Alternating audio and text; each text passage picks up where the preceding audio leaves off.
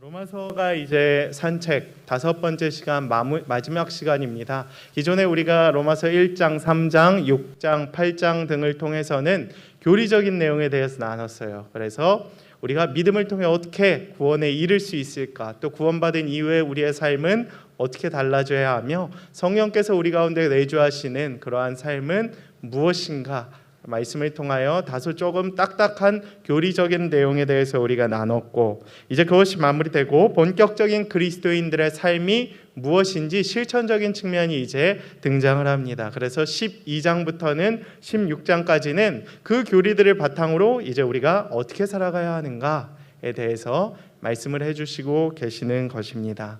그래서 그 첫 번째 시작이 바로 무엇이냐 하면 예배다라는 것이에요. 이것은 우리의 삶의 최우선이 예배가 되어야 된다라는 것을 하나님께서 우리에게 가르쳐주고 있는 것입니다. 코로나19로 인해 비대면 예배가 진행 중인 초유의 사태 속에서도 우리에게 예배의 본질이 무엇인지 깨닫게 하시고, 또 우리가 어떻게 예배해야 하며 삶 속에서 드려지는 예배가 무엇인지 또 함께 말씀을 통해 우리가 나눌 수 있고 또 깨닫는 귀한 은혜의 시간이 되기를 간절히 축복합니다. 먼저 첫 번째 메시지는 다음과 같은데요. 함께 봉독하겠습니다.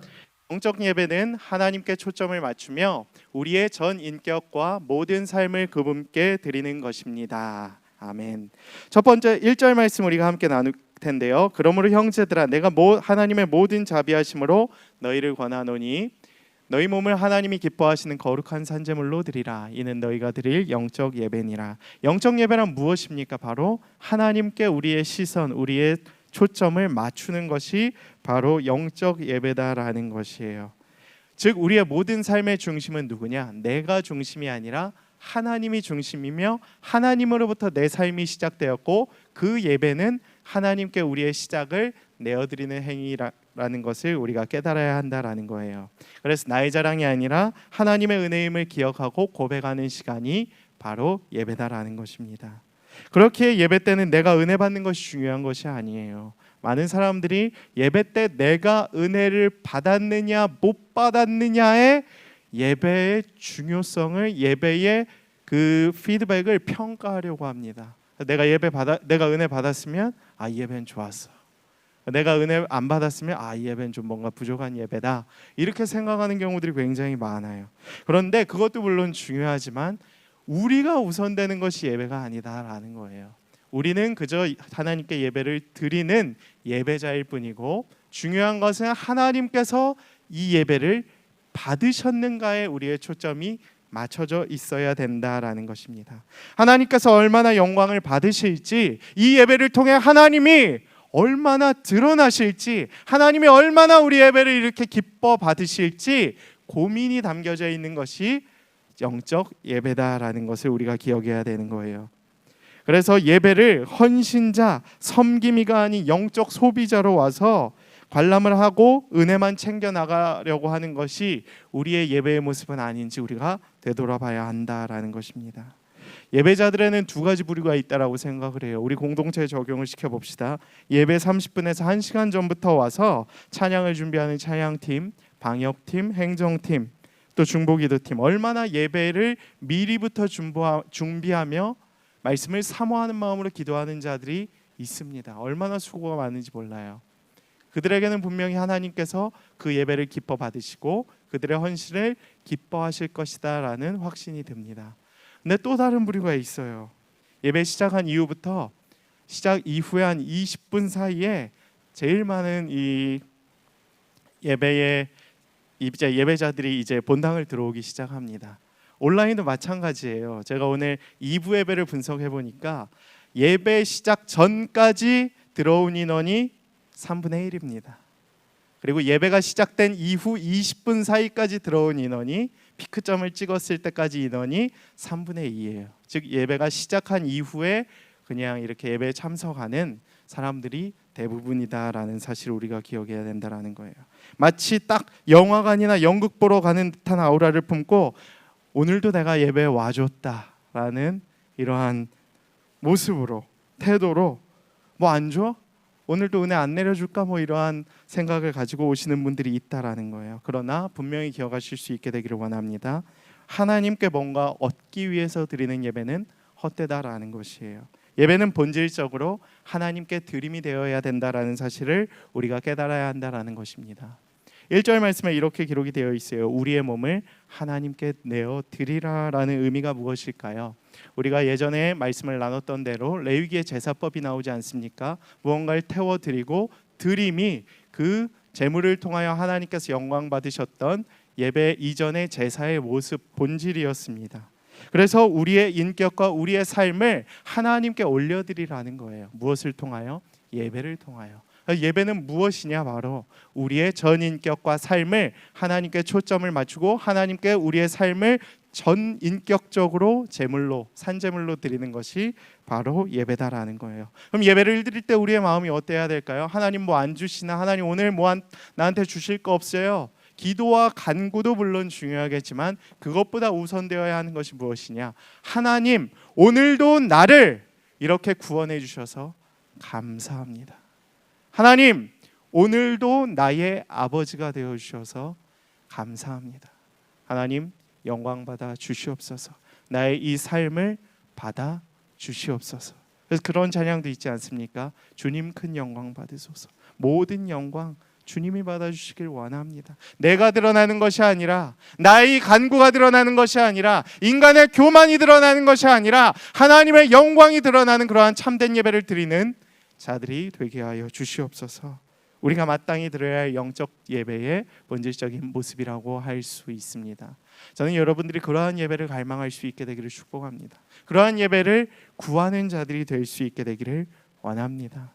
우리 공진수 담임 목사님께서 책을 하나 쓰셨어요. 무슨 책이냐? 사무실에도 가면 있지만 예배 드림이라는 책이에요. 우리가 하나님께 예배를 드림이 얼마나 기쁘고 감사하고 하나님께 영광을 드리는 것인지 모른다라는 내용을 가지고 이제 책을 쓰신 건데, 그 책에서 가장 강조하시는 슬로건이 하나가 있어요. 무엇이냐 하면 예배면 다 된다라는 거예요.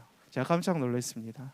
목사님께서 목회 상담 전문이시잖아요. 그래서 수많은 상담과 위로와 이러한 여러 가지 신방과 뭐 인간적인 처세술과 이런 것들을 모두 다 해서 신방도 해보고 목회도 해보고 다 해봤지만 가장 중요한 것은 무엇이었냐? 바로 예배였다라는 거예요. 아픈 사람도 치유할 수 있는 것이 예배고, 모든 기도의 응답이 이루어질 수 있는 것도 예배고, 하나님의 영광을 받으실 수 있는 기쁨이 넘치는 순간도 예배고, 우울했던 우리의 마음이 하나님으로 인해 기쁨으로 변화될 수 있는 그 순간도 바로 예배였다라는 것을 강조하고 계셨습니다. 우리의 모든 아픔, 고민, 슬픔 다 예배를 통해서 해결될 수 있다는 사실을 깨닫게 되셨다라는 거예요. 즉 예배는 우리가 하나님께 드릴 수 있는 가장 최고의 것.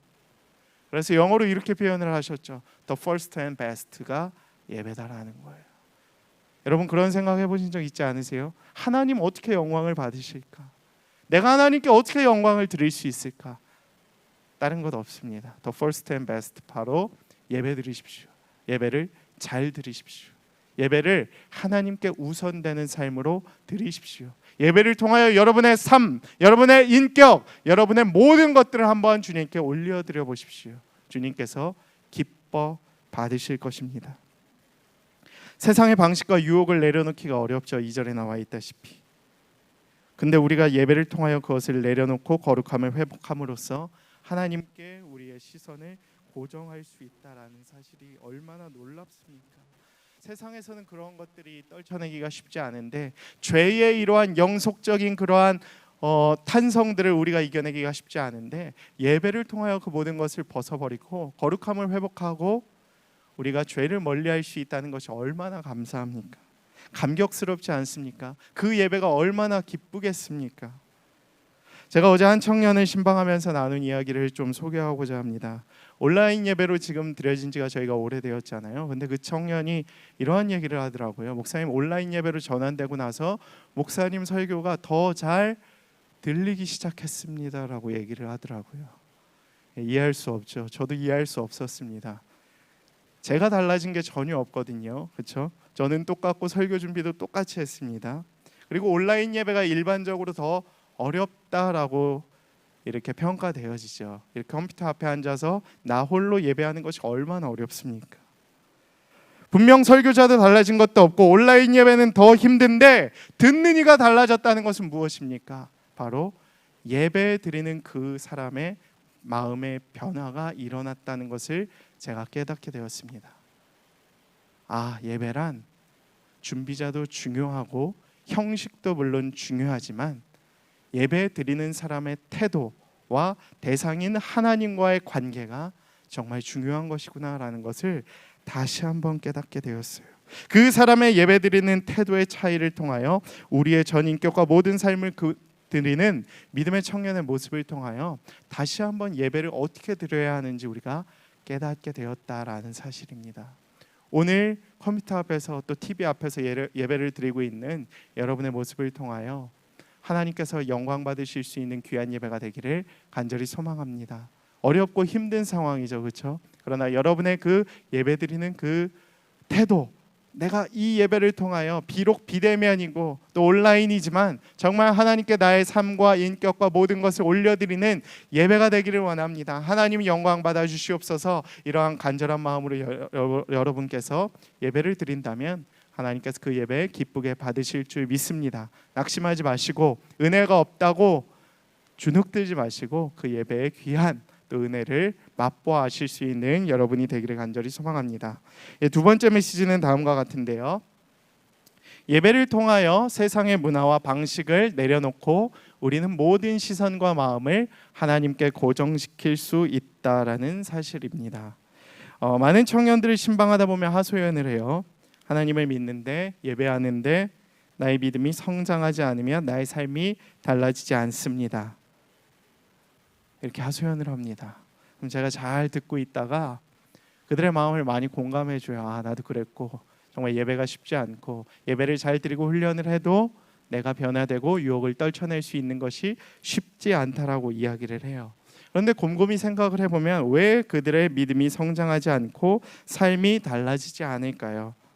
저는 우리의 삶이 달라지지 않는 이유는 분명하다고 생각을 합니다. 바로 무엇이냐 하면 우리가 냉정히 바라봐야 한다라는 거예요. 내가 하나님보다 세상이 더 좋다라는 거예요. 내가 아직까지는 예배를 드리고는 있지만 하나님을 믿는다고 하지만 세상 가운데 나아갔을 때에는 하나님보다 세상의 것이 먼저 생각난다라는 사실을 우리가 기억해야 된다라는 거예요. 자꾸 알면서 질문을 한다라는 겁니다. 여러분 제발 이제는 우리가 하나님 앞에서 그렇게 양심을 팔고 거짓을 고하는 자들, 어리석은 자들이 되지 않았으면 좋겠습니다. 우리 청년들이 하나님을 믿고 예배하는데 우리를 방해하고 유혹하는 세상의 풍조와 문화는 무엇이 있을까요? 수많은 것들이 있겠지만 성경에서는 이렇게 기록을 하고 있습니다. 먼저 2절의 말씀이 이렇게 기록을 하고 있죠. 너희는 이 세대를 본받지 말고 오직 마음을 새롭게 함으로 변화를 받아 하나님의 선하시고 기뻐하시고 온전하신 뜻이 무엇인지 분별하도록 하라. 이 세대를 본받지 말라고 했는데 여러분 이 세대가 무엇을 뜻하는 거냐 하면 바로 이 세대를 살아가는 사람들의 삶의 방식을 뜻한다라는 거예요.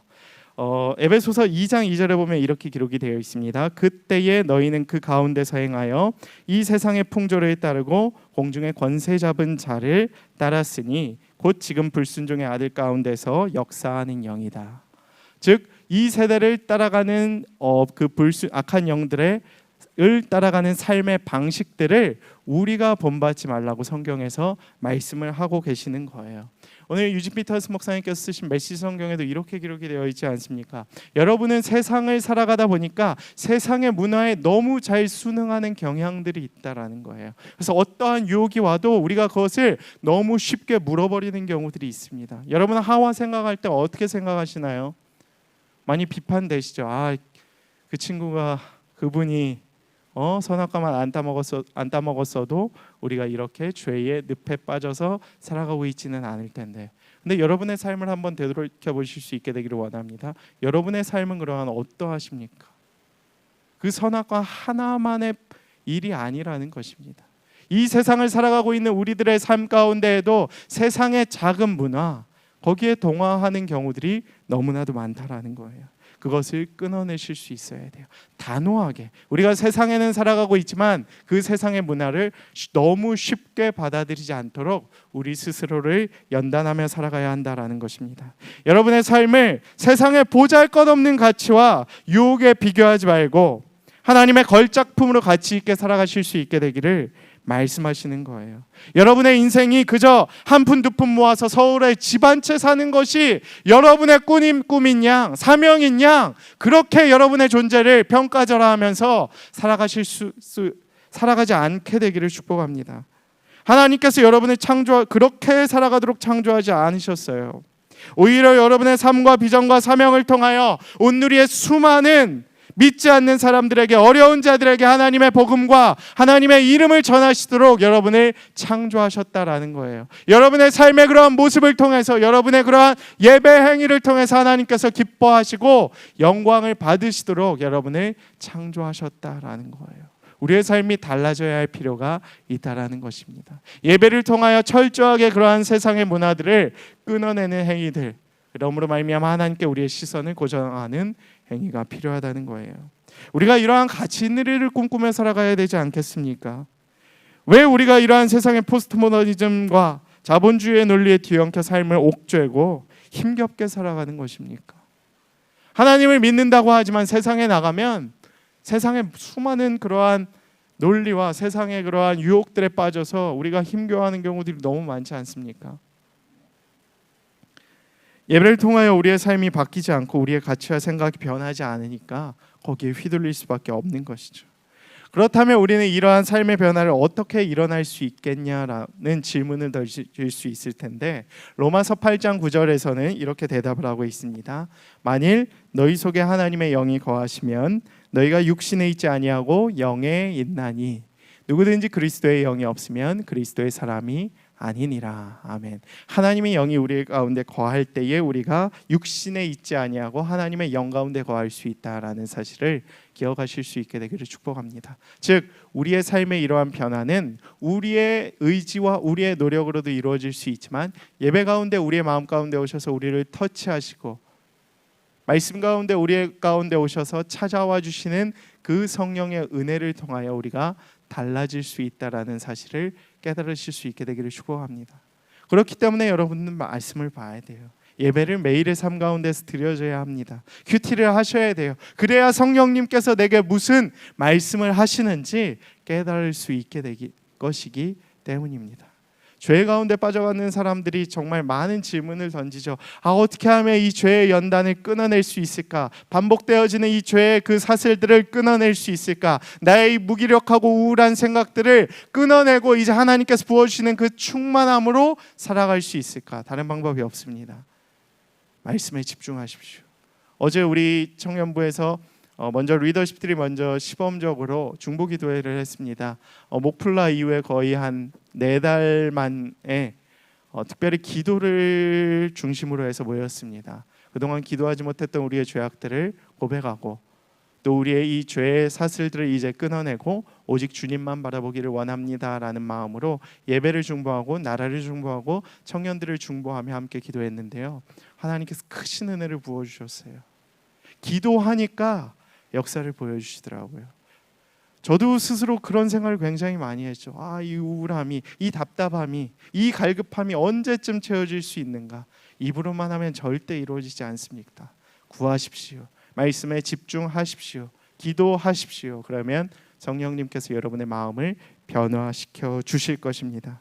그렇게 우리의 삶이 변화될 수 있게 되기를 축복합니다. 그러할 때에 우리의 삶이 변화되며 이제는 세상 가운데 있는 죄에 휘둘르는 것이 아니라, 여러분 지지난주에도 제가 설교를 드렸지만 죄를 봐도 죄가 싫어지는 우리의 삶에 놀라운 변화가 일어나게 될 것이에요.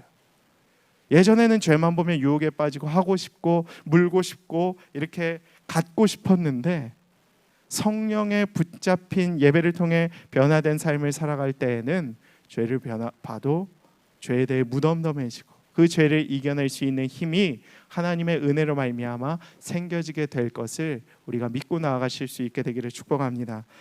매일의 삶 가운데에서 말씀을 통하여 또 그 기도 시간을 통하여 찬양과 감사와 큐티의 시간을 통하여 여러분들의 삶이 그렇게 기쁘게 변화될 수 있게 되기를 간절히 축복합니다.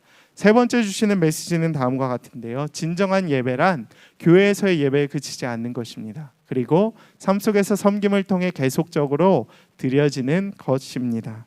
하나님께서 기뻐 받으시는 예배는 섬기는 예배라는 것이에요. 그리고 그 예배는 우리의 예배로 끝나는 것이 아니라 이어지는 예배, 삶 속에서도 드려지는 예배라는 사실을 우리가 기억해야 된다라는 사실을 우리에게 가르쳐주고 있습니다. 예배의 어원 중에 이런 단어가 있습니다. 레이투루기아라는 단어가 있는데요. 이 단어는 노동과 백성의 합성어였습니다. 그래서 고대에서는 공동체의 이익을 위해서 실시하던 공익 사업을 뜻했습니다. 그래서 성경에서는 예배와 관련하여 이 단어를 쓸 때 어떤 의미를 담고 있느냐? 바로 그리스도인의 믿음과 순종으로 하나님께 바치는 섬김이나 봉사를 일컬을 때 이 단어를 썼다고 해요. 레이투루기아. 그래서 예배는 뭔가 이렇게 우리가 받는 쪽에만 치중하는 것이 아니라 뭔가 우리가 뛰고 우리가 이렇게 집중하는 것에만 의미하는 것이 아니라 우리가 하나님께 섬기는 예배를 의미하는 뜻이었다라는 거예요. 즉 하나님께서 우리에게 위임하신 일을 통하여 세상을 섬기는 것이 예배가 될 수 있다라는 거예요. 몇몇 청년들이 가끔 물어봐요. 목사님, 삶 속에서 드려지는 예배 가능할까요? 가능합니다. 삶 속에서 예배를 드릴 수 있을 뿐더러 그러한 명령을 주님께서 오늘 우리에게 하고 계신 거예요. 여러분, 일주일이 얼마나 깁니까? 그렇죠? 주일을 4부 예배 이 한 번의 시간으로 여러분의 삶이 완벽하게 달라질 수 있다. 완벽하게 그 예배를 통하여 하나님이 영광을 받으실 수 있다. 우리의 교만이죠. 우리의 삶 속에서 그 예배가 이어져야 한다라는 사실을 우리가 기억해야 돼요. 영어에서 서비스라는 단어가 이제 예배 아닙니까? 워십이라는 단어와 즉 주님께 경배하고 주님을 섬기고 무엇인가 예배에 헌신하는 행위가 바로 예배의 본질적인 의미라는 사실을 우리가 기억해야 된다라는 것이에요. 따라서 진정한 예배는 주일에 교회에서 드려지는 예배에만 국한되는 것이 아닙니다. 그리스도인의 삶 속에서 계속적으로 섬김을 통하여 드려지는 것이 예배가 될 수 있다라는 거예요.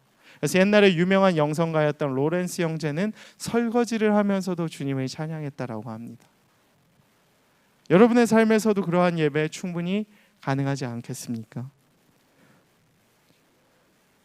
오늘날 많은 청년들이 주일에만 예배하는 행위와 의식만이 예배라고 생각하지는 않을 것이라고 믿습니다.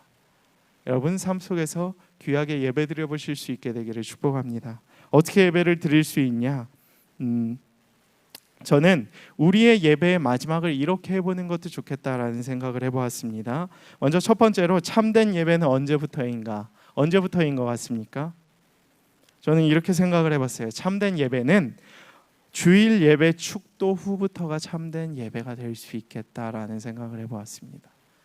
그래서 오늘 이 설교가 마쳐지고 찬양을 하고 기도가 마쳐지고 축도한 이후부터 여러분의 삶의 예배가 스타트된다라는 것이에요.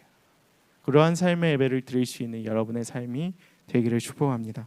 두 번째는 무엇이냐? 하나님을 섬기기 위하여 세상으로 파송받은 예수 그리스도의 제자들이 되는 삶을 살아야겠다라는 것이 바로 참된 삶 속에서의 예배가 될 수 있겠다라는 것이에요. 세상에 나아가서 하나님을 섬기듯이 세상을 섬기는 거예요. 지금 교회가 굉장히 많은 욕을 먹고 있죠, 그렇죠? 청년들은 엄청 분노하지 않습니까? 막 이게 빠져서 그래요. 하나님을 섬기듯이 세상을 섬겨야 되는데 그동안 교회가 잘못했던 행위들에 너무 빠져서 관습들에 빠져서 너무 교만하고 이기적이고 배타적인 모습들이 우월감이 세상을 지배하려고 하는 의식들이 교회 안에 넘쳐나기 때문에 우리가 지금 욕을 먹고 있는 건 아니겠습니까? 우리의 태도가 달라져야 돼요. 어떻게 달라져야 하냐? 삶 속에서도 하나님을 섬기듯이 세상을 섬기는 행위가 우리의 예배가 된다라는 사실을 기억하며 언제나 우리의 삶의 태도를 바꿔 나가야 한다라는 거예요. 아시겠죠? 여러분이 어디에 가서라도 이제 그리스도인님을 떳떳하게 나타내실 수 있는 자들이 되기를 소망합니다. 저도 이제 구리에 벌써 4년을 살다 보니까 또 목양교회 이제 목회자로 살다 보니까 이렇게 오가는 길 가운데 제가 이렇게 또 이런 차이나 셔츠를 입으면 저를 목회자로 알아보시는 분들이 얼마나 많은지 몰라요. 제 행동이 얼마나 조심스럽습니까? 그래서 늘 섬기는 자세로, 하나님을 섬기는 모습으로, 또 청년들을 섬기는 모습으로 세상을 섬기려고 굉장히 노력들을 많이 합니다. 그래서 아파트 이 공동 현관에서도 여러 가지 배려의 행위들을 통하여, 친절한 인사들을 통하여 하나님의 의를 나타내고 세상을 섬기려는 모습들이 또 제 가운데 예배가 될 수 있겠다라는 생각을 하며 실천을 하려고 노력합니다. 여러분의 삶은 어떠하십니까?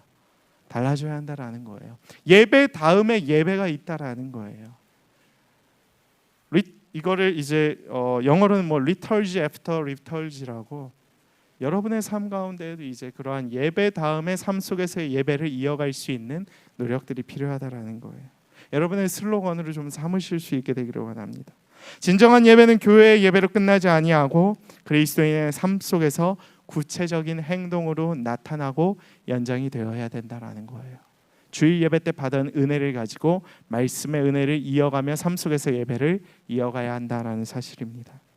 구체적인 행동으로 다음과 같을 수 있는데요. 그동안에는 아무 생각 없이 이제 살 수 있죠. 그렇죠? 굳이 일상에서 반복되는 행위들, 뭐 양치질 같은 것들이 있잖아요. 하루에도 수도 없이 하는 이 행위들, 그렇죠? 얼마나 지겹습니까, 그렇죠? 그런 생각 안 해보셨어요? 눈을 떴는데 또 양치해야 된다는 사실이 귀찮은 적 없었습니까? 또 세안을 해야 되고 씻어야 하고 머리를 감고 이러한 행위들이 귀찮다고 생각해 보신 적 없으세요? 그런데 그러한 이렇게 나를 위한 짧은 그 준비적인 노동의 순간에도, 일상의 순간에도 아무 생각 없이 했던 일들도 예배의 한순간으로 바꿔야 된다라는 것입니다. 놀랍죠? 양치질을 하면서도 한번 하나님 생각해 보십시오. 양치질을 하면서도 은혜가 될 수 있어요. 아, 내가 이렇게 치아가 건강하고 멋있는 모습을 주셨다. 오늘도 깨어남이 얼마나 기쁨되는 것인지 감사가 넘쳐나는 예배가 될 것입니다. 찬양이 흘러나오는 예배가 될 것이에요. 오늘도 내가 내 그 거울에 내 모습을 보면서 얼마나 감사한지 깨닫는 시간이 될 수도 있습니다. 두 번째로는 무엇이냐? 규칙적인 생활을 하며 일하는 시간 가운데에도 예배를 드리세요. 일상의 기도, 느헤미야가 그런 기도를 드렸죠. 일상 가운데에서도 하나님께 잠깐 눈을 감고 하나님 도와주십시오. 내가 저 왕에게 이야기를 하는 이 권면의 순간에도 내가 용기를 잃어버리지 않도록 하나님의 응답을 얻을 수 있도록 나를 도와주시옵소서. 상사에게 가서도 얘기하는 거예요. 나 복음을 위해서 휴가 내고 싶습니다. 눈 딱 감고 기도하고 가서 선포하는 겁니다. 그러한 친구들이 작년까지 아울리치 갈 때 있었죠. 그 다음에 일상 가운데서 그런 기도를 드리는 겁니다. 예배의 행위.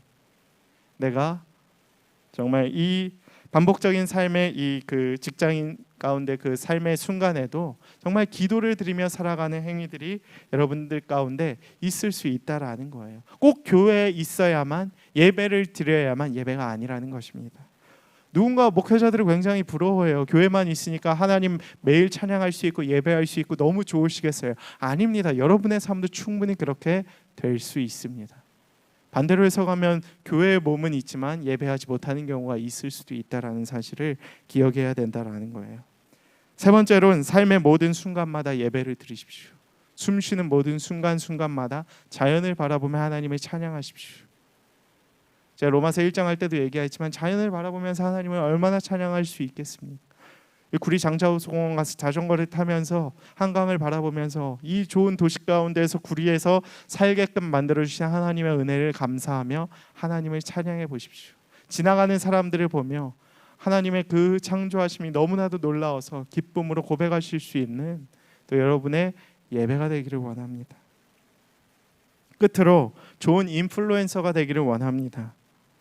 예배를 또 뛰어넘는 영향을 미치는 자들이 되었으면 좋겠어요. 그 예배를 드리고 그 예배를 통하여 다른 이들에게도 우리의 예배를 전파할 수 있는 자들이 되기를 원합니다. 요즘 같은 경우에 쉽지 않겠지만 좋은 영향을 미치는 자들이 될 수 있게 되기를 원해요. 예배를 통하여.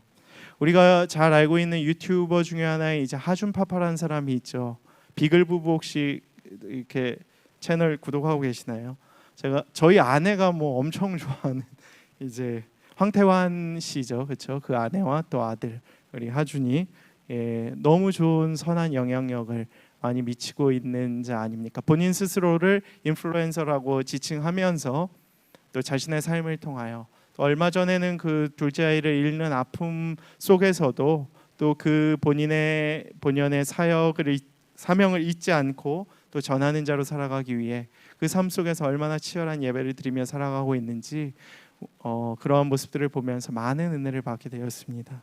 저는 여러분의 삶이 그렇게 될 수 있게 되기를 원합니다. 세상 속에서도 예배자로 살아가면서 그 예배자로서의 모습을 좋은 영향을 끼칠 수 있는 자로 변화될 수 있게 되기를 축복합니다. 오늘 로마서가 우리에게 하고 있는 그 말씀 실천적인 영역 아니겠습니까? 그렇죠? 세상을 본받지 말고 이제 우리의 몸을 하나님께 거룩한 산제물로 드리고 하나님의 온전하신 뜻이 무엇인지 분별하는 삶을 살아가도록 우리에게 권면하고 계십니다. 한 주간 동안 어떻게 살아가시겠습니까? 하나님께 우리의 시선을 고정하고 세상 문화에 동요되지 않고 주님만 바라보며 삶 속에서도 예배를 회복하실 수 있는 여러분의 삶이 되기를 간절히 축복합니다. 그 예배 가운데 참된 주님의 은혜를 경험하시고 하나님으로 인해 어찌할 바를 모를 정도로 기뻐하실 수 있게 되기를 축복합니다. 하나님만 생각하면 너무 기뻐서 너무 감사해서 예배하지 않고는 견딜 수 없는 자가 되기를 간절히 축복합니다. 그러할 때 우리가 하나님의 뜻을 분별하고 우리의 삶이 변화되며 우리의 삶을 통하여 하나님께서 귀하게 영광 받으시고 우리를 축복의 통로로 또 귀한 인플루엔서로 사용하실 줄 믿습니다. 한 주간 동안 그렇게 살아가실 또 여러분을 축복하며 또 이 시간 함께 찬양하며 나아가도록 하겠습니다.